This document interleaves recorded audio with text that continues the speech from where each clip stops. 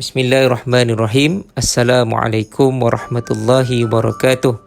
Pada hari ini kita akan belajar bidang adab yang bertajuk Guruku Sayang. Objektif pelajaran kita pada hari ini iaitu yang pertama, menyatakan maksud guru. Yang kedua, menerangkan hukum beradab terhadap guru berdasarkan dalil nakli serta terjemahannya. Yang ketiga, menjelaskan adab terhadap guru. Yang keempat, mengaplikasi adab terhadap guru. Dan yang kelima, menganalisis kepentingan beradab terhadap guru. Murid-murid boleh rujuk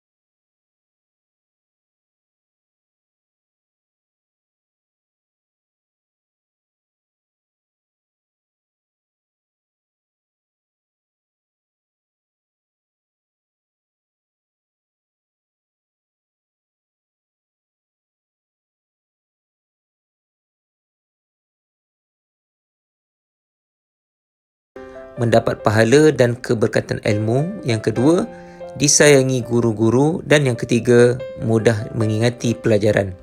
Kesan terhadap masyarakat pula iaitu yang pertama, tidak mudah terpengaruh dengan gejala negatif. Dan yang kedua, dapat melahirkan masyarakat yang berilmu dan penyayang.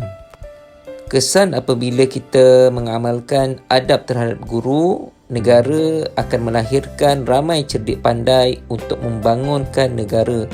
Yang kedua, negara maju dan berdaya saing. Alhamdulillah telah selesai sesi pelajaran kita pada hari ini. Semoga memberi manfaat.